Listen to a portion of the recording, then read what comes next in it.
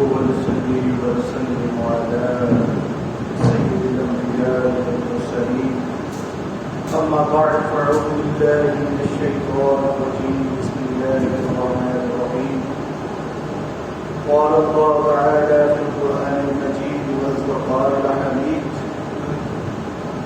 إن الله وملائكته يصلون على النبي يا أيها الذين آمنوا صلوا عليه وسلموا تسليما الصلاة والسلام عليك يا رسول الله وعلى آلك وأصحابك يا حبيب الله أعوذ بالله من الشيطان الرجيم بسم الله الرحمن الرحيم فلما بلغ معه السعي قال يا بني إني أرى في المنام أني أذبحك فانظر ماذا ترى قال يا أبت افعل ما تؤمر ستجدني إن شاء الله من الصابرين صدق الله العظيم وصدق رسوله النبي الكريم ونحن على ذلك لمن الشاهدين والشاكرين والحمد لله رب العالمين.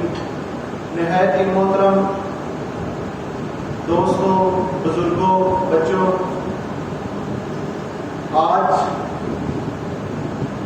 جس ہستی اور جس شخصیت کا ذکر کرنے کا شرف حاصل ہو رہا ہے، سب اچھی طرح جانتے ہیں کہ اس امام علی مقام سیدنا امام حسین رضی اللہ تعالیٰ عنہ جن کو سید الشہداء کے لقب سے یاد کیا جاتا ہے، آج ہم اس ہستی کے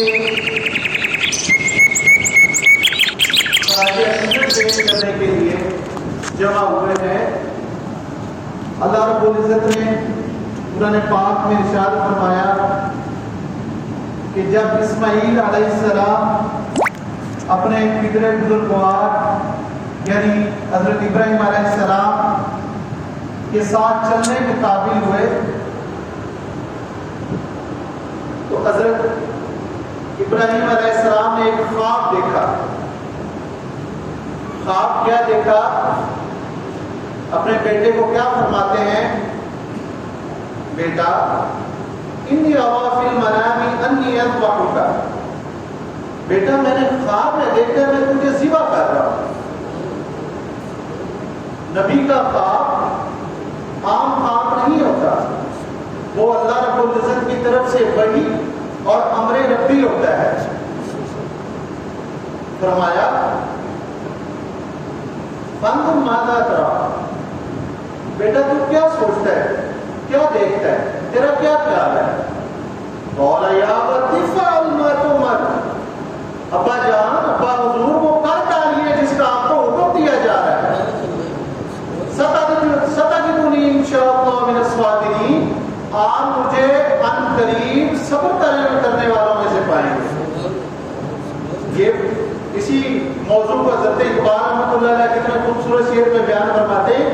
یہ فیضان نظر تھا یا کہ مکتب کی کرامت تھی، سکھائے کس نے اسماعیل کو آداب فرزندی. یہ ایک تعلیم نظر کی تعلیم ہوتی ہے جو انبیاء کرام، صحابہ کرام، تابعین، تبع تابعین، تمام ان سے نیچے جو ولی، اغواث، ستار، ابرار، اخیار، علماء، صوفیاء، شہداء، جو بھی صالحین تربیت فرماتے ہیں وہ نظر کے ذریعے فیض پہنچاتے ہیں، اس کے ذریعے تربیت کرتے ہیں. اور صحابہ کرام رضوان اللہ تعالی علیہم اجمعین کی یہ مثال حدیث مبارکہ میں جو ذکر آتا ہے، میں پچھلے جمعے میں اس کا ذکر کر چکا ہوں کہ آپ حضور کی بارگاہ میں اتنے مؤدب، اتنے حمد اندوش ہو کر، اتنے ساکن ہو کر، اتنی توجہ اور انہمام کے ساتھ حضور کی تعلیمات کو سماعت فرماتے، گویا کہ ان کے سروں کے اوپر پرندے بیٹھے ہو، تھوڑا سا بھی وہ ہلیں گے اور اڑ جائیں گے. یہ جو فیضان ملتا ہے نظر کا، یہ ادب سے ملتا ہے. حضرت اقبال اسرار خودی رموز بے خودی میں ایک جگہ فارسی شعر میں کیا فرماتے ہیں کہ دین سراپا سوختن در طلب، دین سراپا سوختن در طلب انتہائش عشق آغازش ادب، کہ دین اپنے من کی آگ میں جلنے کا نام ہے۔ کوئی آدمی تعریف پوچھے، ڈیفینیشن پوچھے کہ دین کیا ہے، اپنے من کی آگ میں جلنے کا نام دین ہے، جس کی ابتدا ادب سے ہوتی ہے اور انتہا عشق پہ ہوتی ہے۔ اور جو موضوع، جو آیات بینات میں نے آپ کی خدمت میں پیش کی، یہ عشق کا ایک ایسا مارکا، ایک عشق کا ایسا امتحان جس کی ابتدا خلیل اللہ اور حضرت اسماعیل ذبیح اللہ نے فرمائی تھی، اس کی انتہا حضرت امام علی مقام سیدنا امام حسین علیہ السلام ہے۔ اور آپ نے ثابت کیا حق اور باطل کے درمیان سب تو جا سکتا ہے، لیکن برے آدمی کے ہاتھ پہ بیعت نہیں کی جا سکتی۔ حضرت خواجہ معین الدین چشتی اجمیری سرکار رحمۃ اللہ تعالی علیہ کیا فرماتے کہ دی است حسین، دی پناہ است حسین۔ پہلا مسئلہ کیسے؟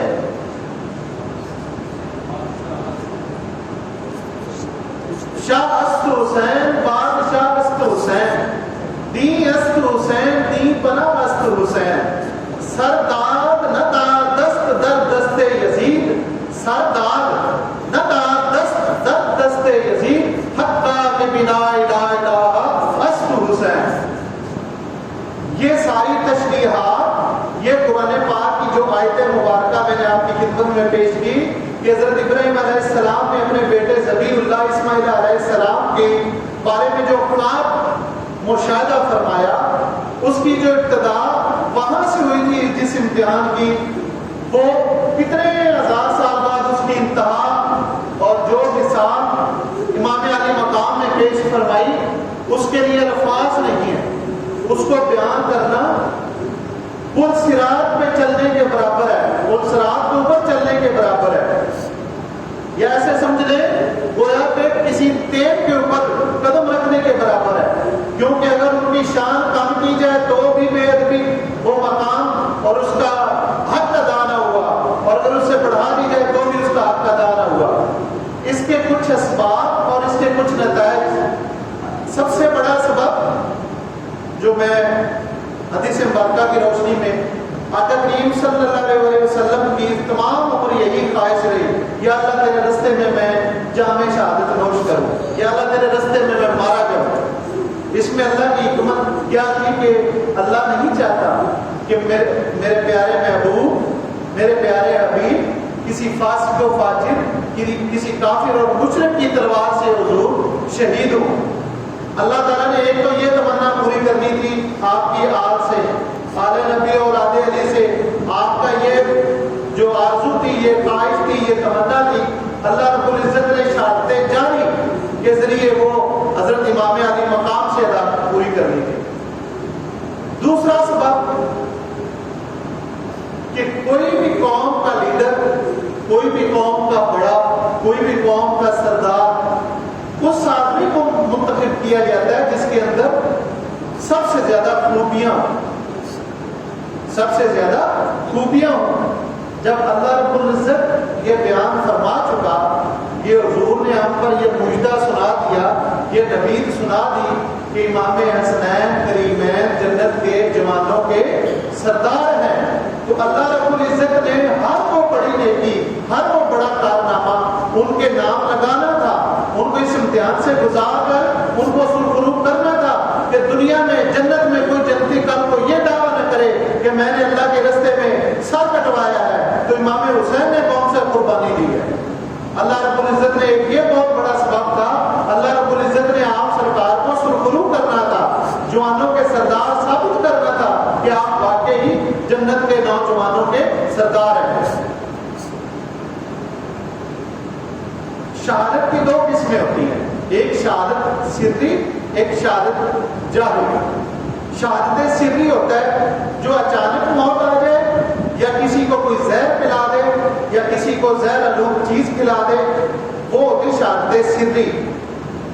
یا جس طرح سیدنا صدیق اکبر رضی اللہ تعالیٰ عنہ آپ سرکار کو غار ثور میں سانپ نے ڈنگ مارا تھا، اس زہر نے پچھلی عمر میں اثر دکھایا، اس شہادت سری کی وجہ سے آپ سرکار کا وصال ہو گیا۔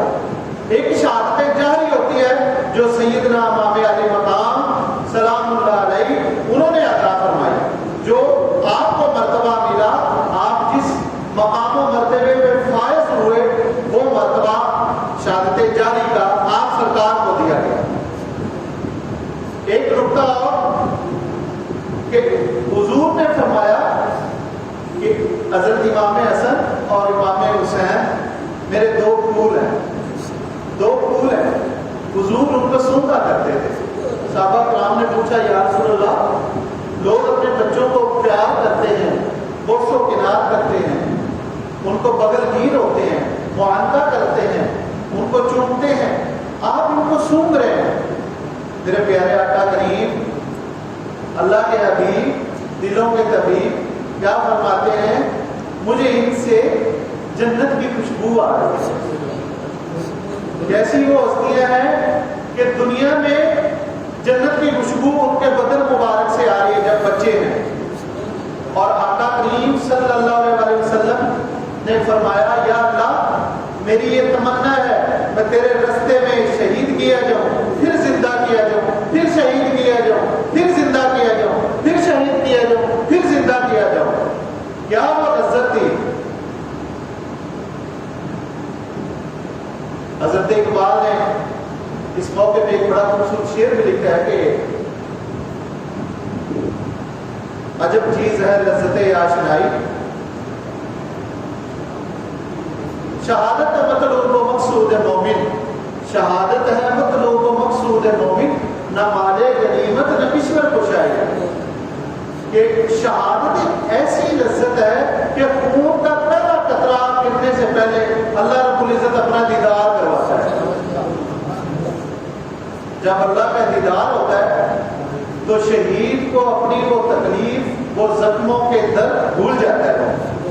عام جنتی کی یہ شان ہے کہ جب جنت میں داخل کیا جائے گا تو درخت طوبہ جس کے 8 درختوں میں پتے ہیں اور شاخیں ہیں، اس کے ذریعے ایک آواز چلائی جائے گی، جنت کی آواز چلے گی، اور اتنی پیاری آواز چلے گی، وہ سرسراہٹ، وہ خوبصورت، وہ مترنم، وہ ٹھنڈی بالے صبا، ایسی خوبصورت آواز چلے گی کہ انسان اپنے دنیا کے تمام مسائل، تمام تکلیفیں بھول جائے گا۔ وہ کہے گا یا اللہ دنیا میں تو جیسے مجھے کوئی تکلیف پہنچی نہیں ہے۔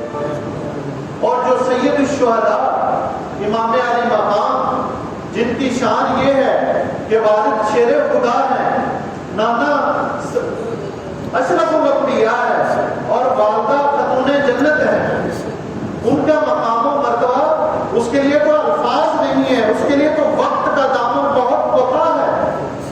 قرآن پاک سورۃ الدہر ان کے تقوی کی مثالیں دے رہا ہے کہ آپ سرکار بیمار ہوتے ہیں تو سیدنا مولا علی کرم اللہ وجہ الکریم اور سیدہ فاطمہ الزہرا سلام اللہ علیہا وہ منت مانگتے ہیں کہ یا اللہ ہمارے بچے ٹھیک ہو جائے تو ہم تیری بارگاہ میں منت پوری کریں گے۔ سورۃ الدہر کی آیات کا خلاصہ بیان کر رہا ہوں، وقت چونکہ عشاء اور مغرب کے درمیان کم ہوتا ہے۔ یا اللہ ہم تیری بارگاہ میں روزے رکھیں گے۔ کیا ہوا کہ آپ سرکار نے روزہ رکھا تو صدا آئی کہ اللہ کے نام پہ دے دے، میں اتنے دنوں کا بھوکا۔ آپ نے اپنا جو سحری کا سامان تھا اٹھا کے کھانا ان کو دے دیا۔ وَيُطْعِمُونَ الطَّعَامَ عَلَىٰ حُبِّهِ مِسْكِينًا وَيَتِيمًا وَأَسِيرًا۔ پہلے دن مسکین آ گیا، افطاری کے ٹائم میں پھر یتیم آ گیا، پھر قیدی آ گیا، تینوں دن روزے ایسے رکھے۔ قرآن پاک کی آیتیں اس کی گواہ ہیں۔ جن ہستیوں کا تقویٰ اور جن کا صبر اتنا زیادہ ہو، اس کی اولاد، اس کی آل پاک، وہ نور نالا نور، جنہوں نے اپنے ایک ایک خون کے قطرے سے نور کی وہ کرنے بکھیر دی کہ کیا مطلب ایسی کوئی قربانی نہیں دے سکتا۔ آپ سرکار کا یہ کارنامہ، یہ واقعہ وحشت ناک، یہ المناک اور دردناک اور غمناک واقعہ، یہ امر ربی تھا۔ آقا کریم صلی اللہ علیہ وسلم اس وقت گریہ گناہ تھے، آپ گریہ فرما رہے تھے جب آپ سرکار کو فرشتے لا کے پیش کرتے ہیں. تو آپ کو یہ خبر پہلے تھی کہ میرے لال، میرے لاڈلے، میرے پیارے اس ظالم امت کے ہاتھوں اس طرح بے دردی سے شہید کیے جائیں گے. اور امام علی مقام نے اپنے پورے خاندان کے ساتھ یہ ایسی مثال قائم کی جیسے وہ ایک نظم میں بھی ہے نا، آیا نہ ہوگا اس طرح رنگو شباب ریت پر، گلشن فاطمہ کے تھے سارے گلاب ریت پر. عشق میں کیا لٹائیے، عشق میں کیا بچائیے، آل نبی نے لکھ دیا سارا نصاب ریت پر. ایسی کوئی مثال، ایسی کوئی نشانی، ایسا کوئی مارکا اتنا جگرے والا سوائے آل نبی کے بغیر کوئی نہیں کر سکتا. اور اللہ رب العزت نے سورۃ الشورى میں فرمایا وَمَا أَسْأَلُكُمْ عَلَيْهِ أَجْرًا إِلَّا الْمَوَدَّةَ فِي الْقُرْبَى کہ آقا کریم صلی اللہ علیہ وسلم نے فرمایا اے میری امت، میں تم سے تبلیغ کا اور اشاعت اسلام کا اور آپ کو مسلمان کرنے کا، آپ کو توحید سکھانے کا، آپ کو رسالت کی پہچان کروانے کا کوئی اجر نہیں لیتا سوائے اس کے کہ میری عزیز و اقارب میری آل سے محبت کرنا. اور خطبہ حجۃ الوداع میں بھی یہی فرمان ہے کہ اللہ کی رسی کو مضبوطی سے تھام رکھنا، میری سنت پہ عمل کرنا، میری آل سے پیار کرنا. اللہ کی رسی کو مضبوطی سے تھام لینا. اللہ کی رسی کیا ہے؟ قرآن کریم ہے، آل نبی اولاد علی ہے. سادات کی شان اگر کسی نے پوچھنی ہو تو سیدنا جنید بغدادی رحمت اللہ تعالی علیہ سے پوچھئے کہ آپ ایک شاہی پہلوان ہوتے ہیں، آپ ایک دنیا دار پہلوان ریسلر ہوتے ہیں، تو مقابلہ ہوتا ہے، ماہانہ سالانہ ایک میلہ لگتا تھا جس میں کشتی ہوتی تھی. تو حضرت جنید بغدادی آپ سرکار اس وقت دنیا دار عام آدمی کی طرح تھے. جنید شاہی پہلوان کو تیار کیا گیا کہ آپ نے اس میلے میں آپ نے مقابلہ جیتنا ہے. تو کیا منظر دیکھتی ہیں زمانے کی آنکھیں کہ ایک دبلا پتلا انسان جس کو پہلوان کہنا تو دور کی بات، بڑا نحیف و کمزور، اور جیسے روزے کے ذریعے اور فاتحہ کشی کے ذریعے لوگوں کے کمر جھک جاتی ہے، پیٹ پیچھے چلا جاتا ہے، اس طرح کی حالت. وہ میدان میں نکلتا ہے، جب آواز ہوتی ہے کوئی ہے جنید کے ساتھ کبڈی کرنے والا، کشتی کرنے والا، تو وہ نحیف و کمزور سرے عام آواز دیتے ہیں میں جنید کے ساتھ آج کشتی کروں گا. لوگ مذاق اڑاتے ہیں، ہنسی اڑاتے ہیں کہ کہاں جنید شاہی پہلوان، فربا جسم، توانا، طاقتور اور توانا، اور کہاں اللہ کے بندے تو نحیف و کمزور. وہ کہتے ہیں مجھے ایک ایسا داؤ آتا ہے، وہ میں داؤ تمہارے شاہی پہلوان کے ساتھ کھیلوں گا، تمہارا شاہی پہلوان گر جائے گا اور میں جیت جاؤں گا. خیر میدان سجا، دنگل کا وقت ہوا. وہ آدمی حضرت جنید بغدادی رحمت اللہ تعالی علیہ کے پاس آتا ہے، کان میں ایک بات کرتا ہے. کان میں بات کیا کرتا ہے؟ اے جنید، میں ایک سید زادہ ہوں، کئی دنوں سے فخر کر رہا ہوں، اگر آج تو میری خاطر ہار جائے گا نا تو قیامت والے دن میں اپنے نانا سے تیری شفاعت کی دعا کروں گا. بس اس کا یہ کہنا تھا. اور دونوں گتھم گتھا جب آواز ہوا تو حضرت جنید بغدادی پلٹا کھایا اور گر پڑے، کمر لا کے، پشت لا کے. لوگ حیران، لوگ اکے بکے یہ کیا ہوا؟ ہر طرف شور مچا کہ ہمارے شاہی پہلوان کو نا کوئی مغالطہ ہو گیا ہے، دوبارہ دنگل ہوگا. دوبارہ ہوا، 3 دفعہ دنگل ہوا، آپ گر جاتے تھے. شاہی جو مصالح تھے، جو امراء تھے، مشیر تھے، وزیر تھے، انہوں نے بڑا حیرانی کا اظہار کیا کہ جنید تمہیں کیا ہو گیا؟ تو ایک دبلے پتلے آدمی سے شکست کھا گیا. آپ نے فرمایا کیا کریں، قسمت ہے، قسمت میں تھا ہار گیا، پتہ مجھے بھی نہیں پتہ چلا۔ تو کیا ہوا، دن گزر گیا، رات کو بدری تاجدار خواب میں آئے، انہوں نے فرمایا آج تم نے میرے بیٹے کی عزت رکھی ہے، قیامت والے دن تجھے میں ولیوں کا سرتاج بناؤں گا۔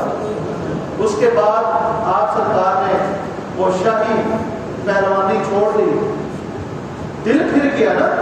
اللہ رب العزت مقلب القلوب والابصار ہے، اللہ تعالیٰ کے جس طرح مثال دی حضور نے کہ اللہ کی اس طرح دو انگلیوں کے درمیان دل ہے، وہ چاہے تو نیکی کی طرف پھیر دے، چاہے تو بدی کی طرف پھیر دے۔ اللہ نے آپ سرکار کا دل پھیر دیا، آپ نے تعلیم حاصل کی، اور حضرت سری سکتی رحمۃ اللہ تعالی علیہ آپ کے دستے حق پرست پہ بیعت کی اور ولیوں کے سرتاج ٹھہرے۔ یہ مقام ہے سادات کی قدر و منزلت کا۔ اور دوسری طرف وہ امین، وہ پلید، وہ یزید جو اقتدار کا بھوکا، جو چاہتا تھا کہ جو منصب حکومت ہے، جو خلافت کا تخت ہے، اس پہ میں تخت نشین ہو جاؤں اور آپ مذہب والی پوسٹ کو سنبھالے، مذہب والی کرسی پہ آپ بیٹھیں، ادھر حکم ادھر آپ نے ہمارے شاہی معاملات کو دخل اندازی نہیں دینی، ہم آپ کے مذہبی معاملات کو نہیں دیتے۔ تو چونکہ خلافت راشدہ سے یہ سبق، یہ تربیت محمدی تھی کہ جدا ہو دین سیاست سے تو رہ جاتی ہے چنگیزی، جلال بادشاہی ہو کہ جمہوری تماشا ہو، جدا ہو دین سیاست سے تو رہ جاتی ہے چنگیزی۔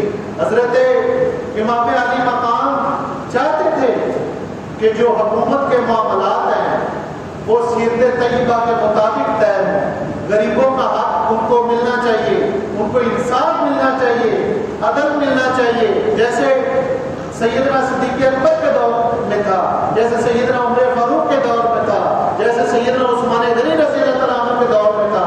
جو شاہی معاملات میرے ابا حضور مولا علی شیر خدا کے دور میں جس طرح پایا تک مل کر پہنچتے تھے، اسی طرح آگے قیامت تک یہ خلافت کا سلسلہ چلتا رہے۔ لیکن وہ دنیا دار، وہ یزید، وہ چاہتا تھا کہ آپ میرے ہاتھ میں بیعت کریں۔ یہ جو اقتدار کا نشہ ہے بہت بڑا ظالم نشہ ہے، یہ ایسا نشہ ہے انسان کو پتہ ہی نہیں چلتا، انسان جہنم کے گڑھے میں گر جاتا ہے۔ صحابہ کرام خاص طور پر خلفائے راشدین اپنے خلافت کے دور میں راتوں کو گریہ زاری فرمایا کرتے تھے، اور سیدنا عمر فاروق رضی اللہ عنہ کیا فرماتے تھے کہ دریائے فرات کے کنارے پہ، دریائے دجلہ کے کنارے پہ اگر کوئی کتا بھی پیاسا اور بھوکا مر گیا تو قیامت والے دن عمر سے پوچھا جائے گا، عمر تمہارے دور خلافت میں کتا بھوکا مر گیا تھا تو کہاں چھوڑ دیا تھا۔ یہ تھی خلافت، یہ تھی خلافت راشدہ، یہ تھا مقصد امام علی مقام کہ ایک ایسی سلطنت، ایسی بادشاہت، ایسی خلافت قائم کی جائے جس میں تمام شعبہ زندگی، تمام امور زندگی اسلام کے مطابق طے پائیں، ان کو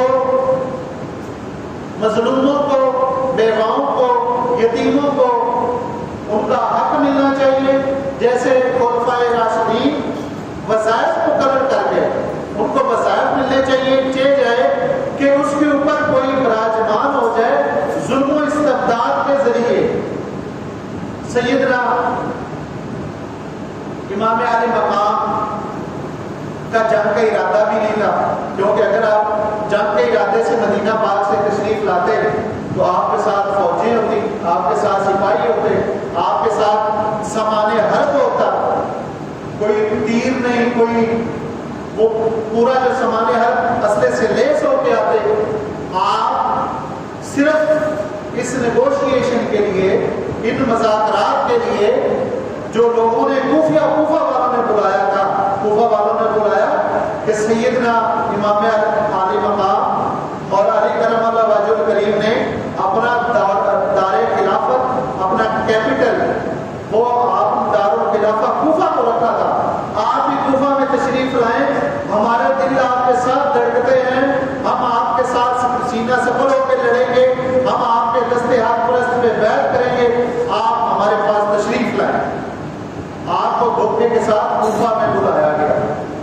کے بعد جو منظر جو قیامت سے بڑھ کر ہو ناکیاں زمانے کی آنکھوں نے دیکھی، لوگوں نے دیکھی، جو تاریخ کی کتابوں میں لکھا ہوا ہے، اس کی مثال قیامت تک نہیں ملتی۔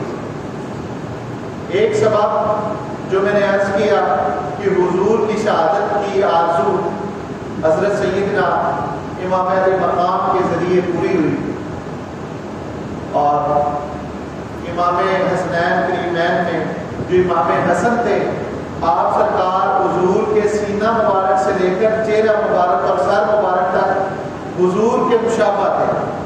جو حضرت امام حسین، آپ حضور آقا کریم صلی اللہ علیہ وسلم کے سینہ مبارک سے لے کر پاؤں تک آپ حضور سے مشابہ ہیں۔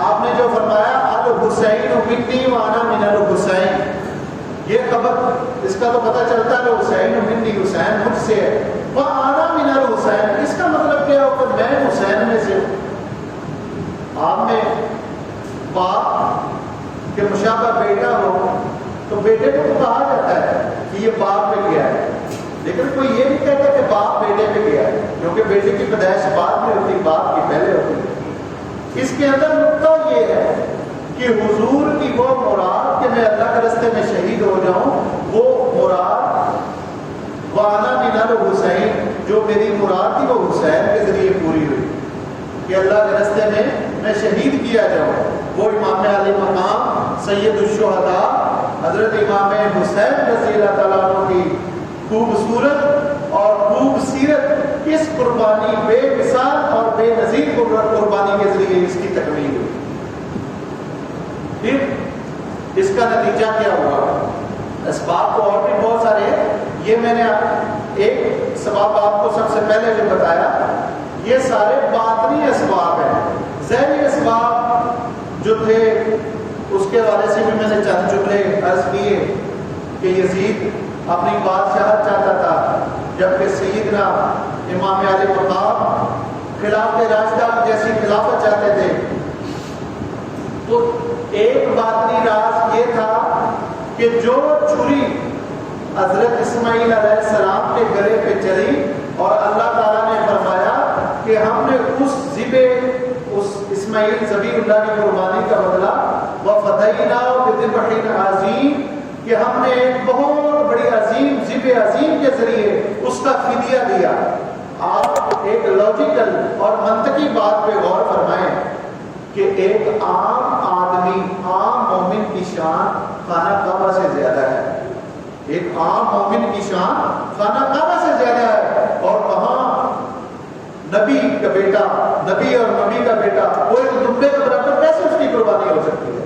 اس کے اندر یہ باطنی راز تھا، یہ اسرار تھے کہ جو قربانی حضرت اسماعیل علیہ السلام کی اللہ رب العزت نے سٹاپ کر لی تھی، بس چھری چلتے ہی اس کو بدل دیا، آنے والی قربانی امت محمدیہ کو تمام امتوں پہ فضیلت دینی تھی، اس کے اندر یہ راز تھا کہ وہ ایک ایسی بڑی قربانی ہو جس کا فدیہ اسماعیل علیہ السلام کے لیے ایسا فدیہ ہو جو واقعی عظیم فدیہ ہو۔ وَفَدَيْنَاهُ بِذِبْحٍ عَظِيمٍ، حضرت اقبال رحمۃ اللہ علیہ فارسی میں کیا فرماتے ہیں کہ اللہ اللہ بائے بسم اللہ بدر، اللہ اللہ بائے بسم اللہ بدر، معنی ذبح عظیم آمد بسر، کہ اللہ اللہ بسم اللہ کے نقطہ جو ہے وہ باپ ہے، مولا علی شیر خدا کرم اللہ وجہ الکریم ہے، اور سیدنا امام علی مقام ذبح عظیم کا معنی بن کے آیا ہے۔ جو قربانی حضرت اسماعیل علیہ السلام نے دینی تھی وہ آپ کی آل سے، یہاں ایک نقطہ آپ کو بیان کرتا چلوں کہ اسحاق علیہ السلام، اسماعیل علیہ السلام حضرت ابراہیم خلیل اللہ کے دو بیٹے ہیں۔ تمام انبیاء و رسول حضور سے پہلے اور حضرت ابراہیم خلیل اللہ کے بعد حضرت اسحاق علیہ السلام کی لڑی سے آیا ہے کہ ابراہیم علیہ السلام کے بیٹے اسحاق علیہ السلام، ان کے بیٹے حضرت یعقوب علیہ السلام، ان کے بیٹے حضرت یوسف علیہ السلام، اور اس طرح دوسرے بنی اسرائیل کے انبیاء کرام حضرت عیسیٰ علیہ السلام، موسیٰ علیہ السلام، وعلیٰ ہذا القیاس جتنے کثیر انبیاء کرام ہیں وہ اسحاق علیہ السلام کی پشت سے دنیا میں آئے۔ اسماعیل علیہ السلام سے صرف میرے پیارے آقا کریم صلی اللہ علیہ وسلم تشریف لائے، اس لیے وہ ہم سے حسد کرتے ہیں، نبی پاک صلی اللہ علیہ وسلم سے حسد کرتے ہیں کہ نبی تو وہ ہوتا ہے جو اسحاق علیہ السلام کی لڑی سے ہوتا ہے، یہاں سے نبی کیسے آ سکتا ہے؟ پہلے نبی پاک صلی اللہ علیہ وسلم بیت المقدس کی طرف چہرہ اقدس کر کے نماز پڑھتے ہیں، جب انہوں نے تن و تشریح شروع کر دی کہ کیسے نبی ہے کہ قبلہ تو ہمارا ہی ہے، ہمارے قبلے کی طرف منہ کر کے نماز پڑھتے ہیں، تو آپ سرکار نے چہرہ اقدس آسمان کی طرف اٹھایا تو اللہ رب العزت نے قبلہ بدل دیا۔ جس طرح اللہ تعالیٰ نے قبلہ بدلا، وہ نور الہی جو اللہ نے چھپا کے رکھا تھا پشت بہ پشت حضرت اسماعیل علیہ السلام تک، اسماعیل علیہ السلام سے پتہ نہیں کتنے ہزار سال بعد، کتنے 100 سال بعد وہ نور ربی حضرت عبداللہ کی پشت پہ آیا، اور پھر حضور پاک صلی اللہ علیہ وسلم دنیا میں تشریف لائے۔ پھر حضور کی آل سے حضور نے فرمایا کہ ہر ایک انسان کا جو شجرہ ہے، اس کی نسل ہے، وہ اس کے بیٹے سے چلتی ہے، اور میری نسل پاک حضرت فاطمہ الزہرا رضی اللہ تعالیٰ عنہ سے چلتی ہے۔ تو آپ کی قربانی کے بعد یہ واقعہ تو بہت بڑا ہے، ایک جان نثار کی جان نثاریاں حضرت عباس علمدار سلام اللہ علیہ اور دیگر جو 4 آپ کے سوتیلے بھائی حضرت ام البنین سے جو نبی پاک صلی اللہ علیہ وسلم جو مولا علی کرم اللہ وجہ الکریم نے دوسری شادی کی، حضرت ان کا نام بھی فاطمہ تھا، ام البنین کے نام سے مشہور ہیں، ان کے 4 بیٹے وہ بھی اپنے بھائی امام علی مقام کے ساتھ جاں نشانی اور دلیری کے ساتھ لڑے۔ ان میں حضرت عباس علمدار بڑے مشہور ہیں، انہوں نے ان کو بڑے مقبول ہوئے، وہ بھی آپ کے ساتھ لڑے۔ آپ کی ننا علی اصغر، حضرت علی اکبر، تمام آل ہر ایک کی قربانی، اور خاص طور پر جو مسائب، جو آرام، جو تکلیفیں سیدنا حضرت زین العابدین کو بیڑیاں پہنائی گئی، ان کو ہتھکڑیاں پہنائی گئی، قید خانے میں رکھا گیا، یزید ظالم نے جو ان کے ساتھ ظلم کیا، اس وقت ظاہر اور باطن کے 2 رستے ہو گئے۔ پہلے جو خلیفہ ہوتا تھا وہ بیعت باطنی بھی لیتا تھا، خلافت کی بیعت بھی لیتا تھا کہ میری خلافت کو تسلیم کرنے کے لیے، مجھے خلیفہ ماننے کے لیے میرے ہاتھ میں بیعت کی جائے، اور ایک باطنی خلافت ہوتی ہے کہ باطن کا سفر، باطن کی منازل طے کرنے کے لیے، اللہ رب العزت کا قرب پانے کے لیے جو بیعت کی جاتی ہے وہ باطنی بیعت ہوتی ہے۔ جب آپ سرکار نے دیکھا کہ میرا سارا خانوادہ، میرا سارا گھرانہ اللہ کی بارگاہ میں قربان ہو چکا ہے، پھر آپ نے گوشہ نشینی اختیار کر دی، اور آپ سرکار کی تربیت سے حضرت خواجہ حسن بصری، حضرت سعید بن مسیب اور ایسی باطنی شخصیات نے پرورش پائی اور باطنی فیوز و برکات سمیٹے کہ آج تک بلکہ قیامت تک ان کا فیض جاری و ساری رہے گا۔ سب سے جو بڑا اس کا رزلٹ اور کانسیکوینسز وہ کیا ہے کہ حنا رنگ لگتی ہے پس جانے کے بعد۔ بہت بڑے مفاہیم اور مطالب کو میں چند شعروں میں سمول کر اجازت چاہوں گا کہ حنا پس جاتی ہے، حنا رنگ لاتی ہے پس جانے کے بعد، آدمی سرخرو ہوتا ہے ٹوکرے کھانے کے بعد۔ جب اللہ رب العزت کسی انسان کو اعلیٰ مرتبہ دیتا ہے تو اس کو امتحان سے گزارتا ہے۔ اللہ رب العزت نے میرے پیارے آقا کریم کو طائف میں کیسے امتحان سے گزارا؟ ان مع العسر یسرا، کہ مشکل کے ساتھ آسانی ہے۔ جب انسان ایک امتحان، اور ایک اور بڑی بات کہ تمام جنت کے لوگوں کے لیے اللہ نے ایک اعلان فرمایا سورہ بقرہ میں، وَلَنَبْلُوَنَّكُمْ بِشَيْءٍ مِّنَ الْخَوْفِ وَالْجُوعِ وَنَقْصٍ مِّنَ الْأَمْوَالِ وَالْأَنفُسِ وَالثَّمَرَاتِ وَبَشِّرِ الصَّابِرِينَ۔ اس کا عملی اظہار سیدنا امام علی مقام کی شہادت کے ذریعے ہوتا ہے۔ آپ کو خوف دلایا گیا۔ یزید کے سپاہیوں نے کہا ہم تمہیں کیسے کردار تک پہنچائیں گے، ہم برا سلوک کریں گے، آپ پیچھے ہٹ جائیں، مدینے واپس چلے جائیں۔ آپ کو خوف کے ذریعے آزمایا گیا، والجوع، اور کربلا میں بھوک کے ذریعے آزمایا گیا، ونقص من الاموال والانفس،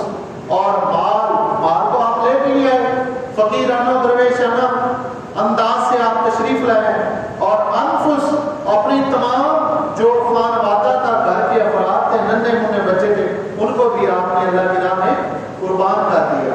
اس سے بڑی جان ساری اور کیا ہو سکتی ہے؟ دوستوں، بزرگوں، بھائیوں، زندگی کا ایک ایک پل قربانی مانگتا ہے. اللہ رب العزت نے جو حضور کو فرمایا فَصَلِّ لِرَبِّكَ وَانْحَرْ، اے نبی آپ نماز پڑھیں اور قربانی دیں.